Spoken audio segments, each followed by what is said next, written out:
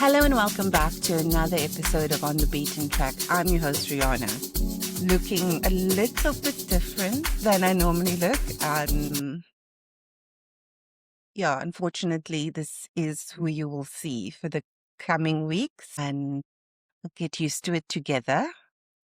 And then we'll go back to au natural, as we always do. Now, putting all of that aside, last week we spoke about the Rivonia Trial. And since then, I have been looking at the other men apart from Mandela, Sisulu, and Mbeki, and just trying to get a sense of who they are and put something together. Then we're going to, and then post that, I have been doing look at specific people, and then the rest of the incidents or events, significant events that happen post this very significant trial.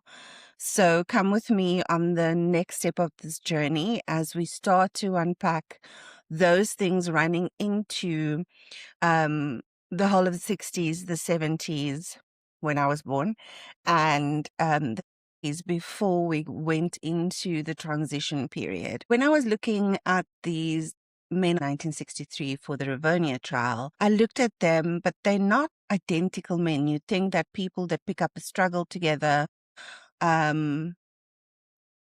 generally the same.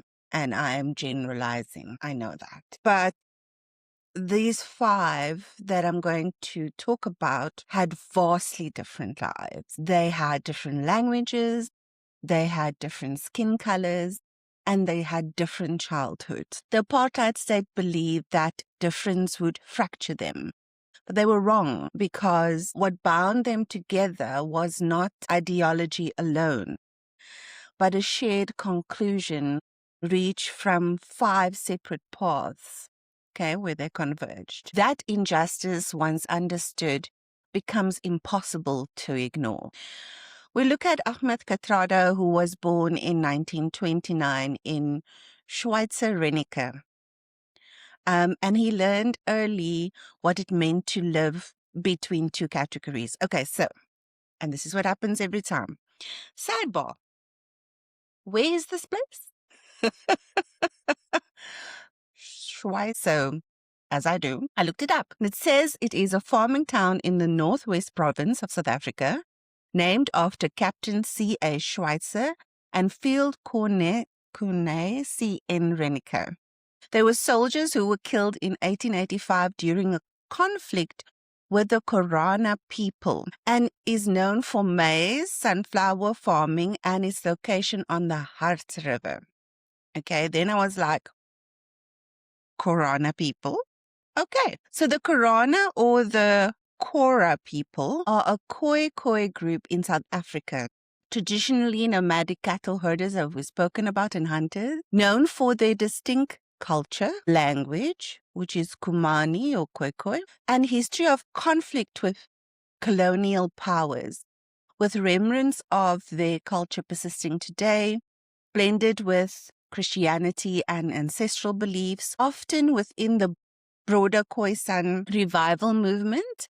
They once thrived along the Orange, Vaal, and Harts River, but faced disruption from colonization, diamond discoveries, and wars, leading to significant decline, though efforts to reclaim their identity continue.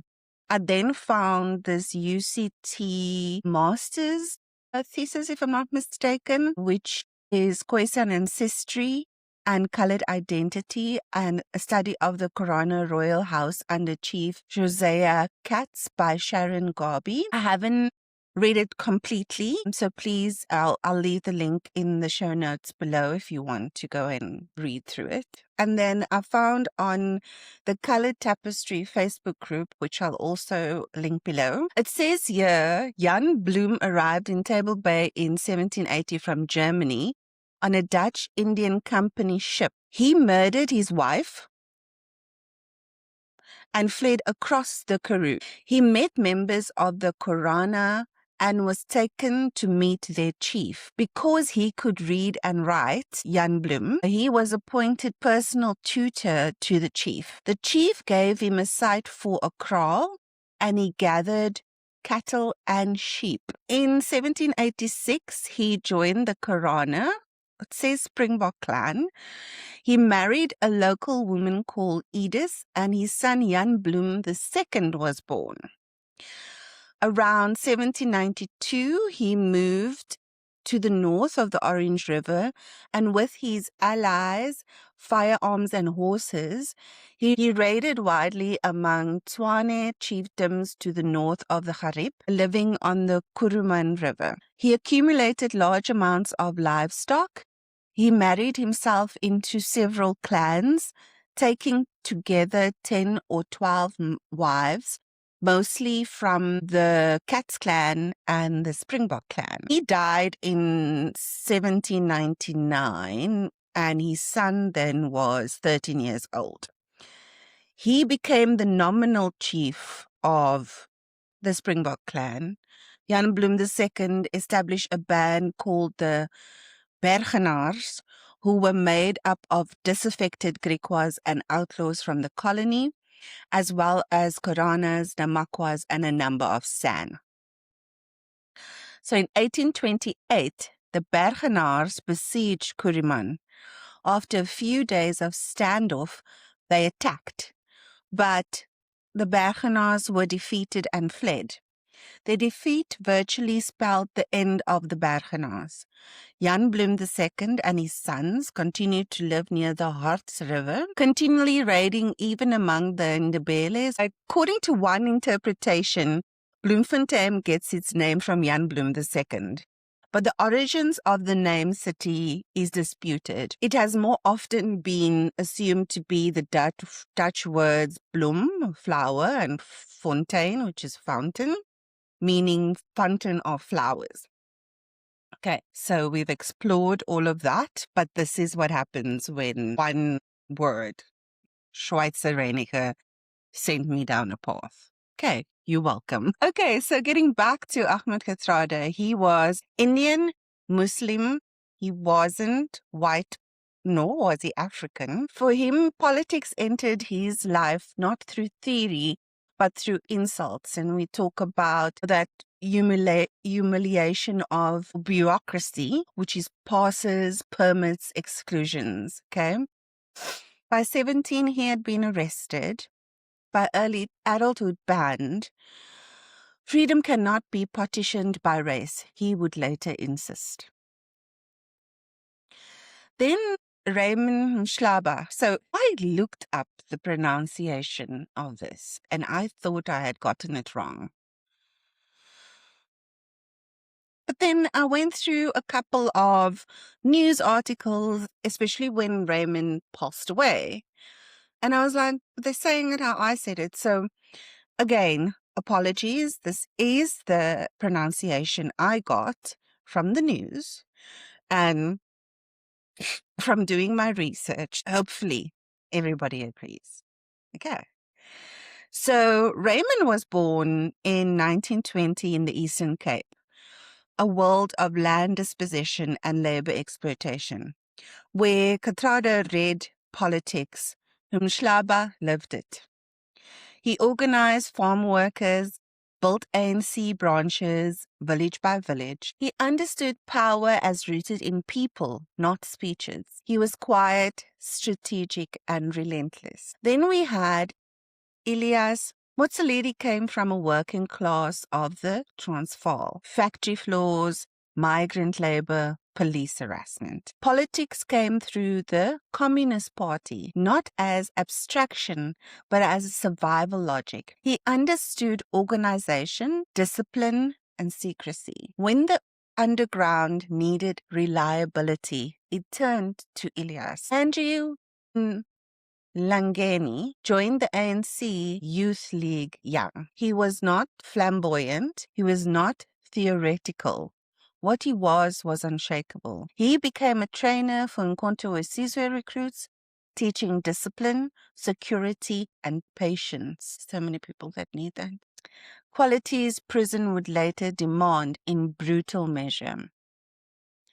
Then we had Dennis Goldberg was white, Jewish, educated. He did not have to resist. That choice made him dangerous. Trained as an engineer, he brought technical expertise to MK, infrastructure, planning, logistics. For apartheid, he was proof of betrayal.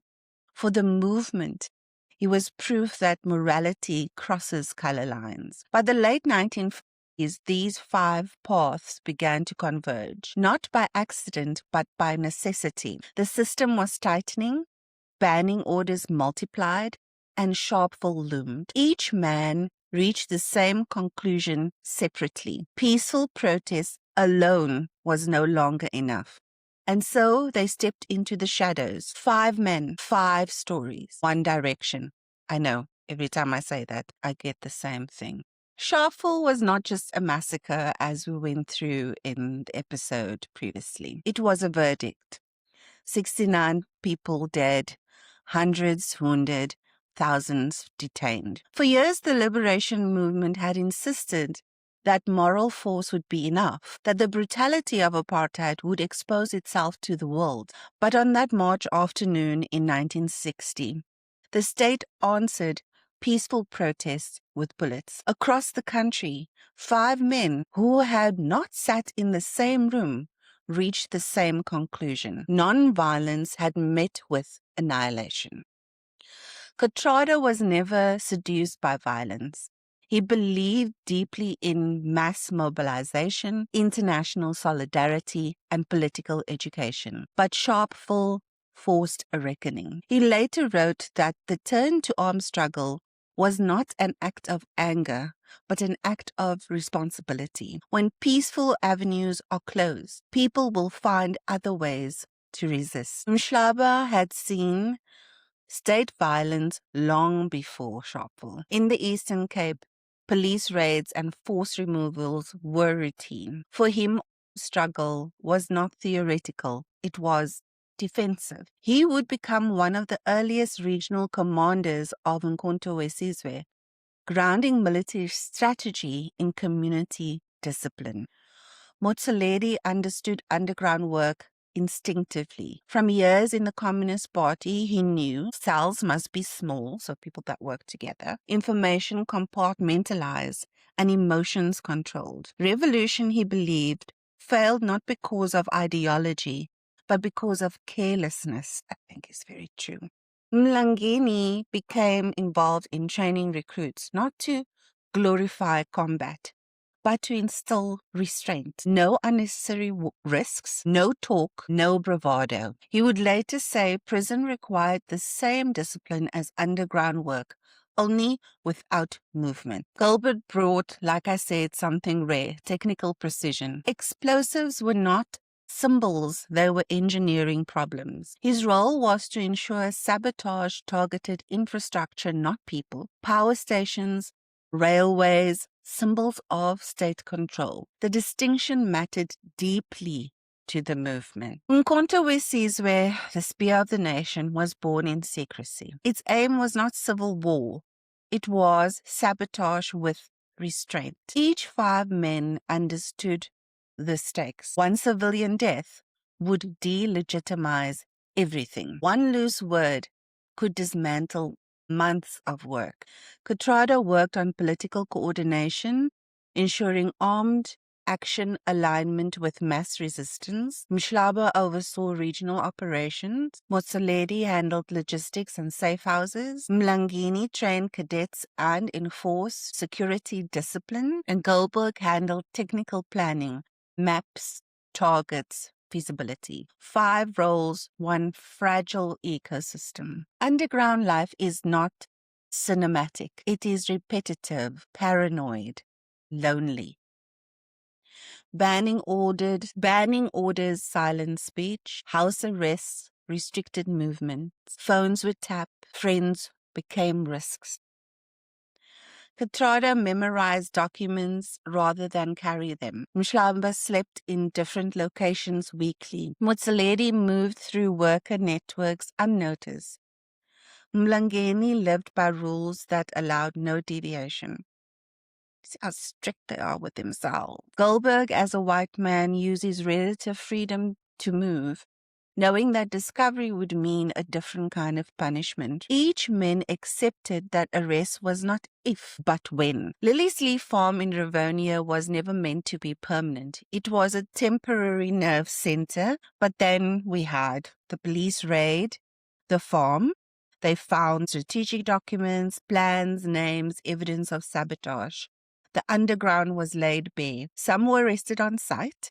Others, like Kathrada, was captured soon after. By the time the 5 men entered the dock, the state believed it had won. As we said, that trial was never meant to be fair. It was meant to be like a final blow to resistance. The prosecution's aim was simple: convict, condemn, and destroy the leadership of the liberation movement in one blow.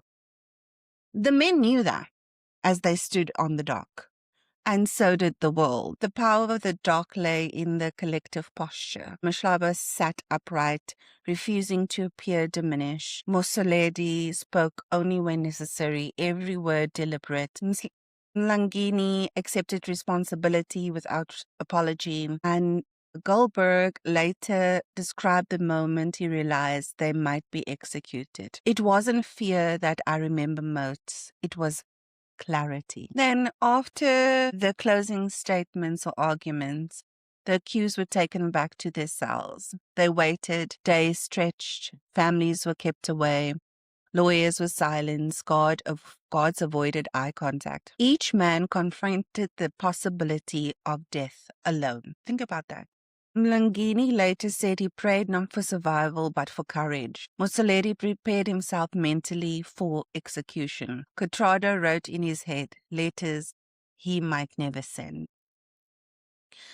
Then the men got their sentence. As we said, not death, but life imprisonment. So, was it a victory, a reprieve, a different kind of ending? For the state, it was a compromise. Avoid martyrdom. Okay, because at this stage, they were seeing that they had miscalculated. And even though they got the conviction, they didn't want to create martyrs out of these men. For the accused, it was something else entirely. A sentence designed to erase them slowly. Kathrada would later say, life imprisonment was meant to make us disappear. They were wrong. The apartheid state believed the struggle had been decapitated. Instead, it created something far more dangerous. Symbols that could not be executed. Voices that would speak from stone quarries and concrete cells. Lives that would teach endurance as resistance. Because Rivonia was not the end. It was the beginning of a longer war. Now you think about life imprisonment. I mean, pre this, they really thought that they were going to be executed. So they sat and they tried to understand the concept of being executed or what that would mean, as I said. Then you had life imprisonment, and now you have to really think about that. But it is really abstract until they close the gates on your prison cell, right? So those Rivonia trialists, their punishment did not begin with brutality. It began with routine. So numbers replaced their names, silence replacing conversation. Time stretched thin, then erased. But prison would not shape all of them in the same way. Kathrada arrived on Robben Island already hardened by years of banning. He became the historian of the cell block, remembering dates, debates, disagreements. Books were scarce, paper rarer. So he memorized ideas, arguments, moments of weakness and courage. Later, when memory became testimony, Kathrada ensured the story of prison was not reduced to legend. Mhlaba was never loud. In prison, this became power. He mediated disputes, steadied younger prisoners, and refused to be rushed or provoked. Guards learned quickly. Intimidation failed on men who had already accepted the worst. Motsoaledi struggled with illness and physical decline, but he never relinquished discipline. He followed routines with near military precision: exercise, study, silence. In a place designed to reduce despair, Motsoaledi's resistance was consistency. Mlangeni endured without spectacle. He absorbed suffering rather than broadcasting it. Younger prisoners learned from him not through speeches but example. He once said prison taught him that character is what remains when choice disappears. Goldberg's punishment was different. As a white prisoner, he was held at Pretoria Central Prison, separated from his comrades. No Robben Island camaraderie, no collective strength. Letters were censored, visits restricted. Goldberg later said solitary confinement was not the absence of people, but the erosion of time. Despite everything, and it's a lot, prison became a site of learning. They studied history, law, economics, philosophy. They taught one another. Kathrada recalled debates lasting weeks, arguments refined not for victory, but understanding. This was not optimism. It was preparation. Decades later, freedom came quietly. No confetti, no closure. Each man stepped into a country still scarred, still unequal. But something remarkable followed. None of the five demanded vengeance. Kathrada declined senior power positions. Mhlaba became a public servant, not a ruler. Mlangeni worked quietly in parliament. Goldberg dedicated himself to education and reconciliation. Motsoaledi did not live to see full freedom, but his discipline shaped those who did.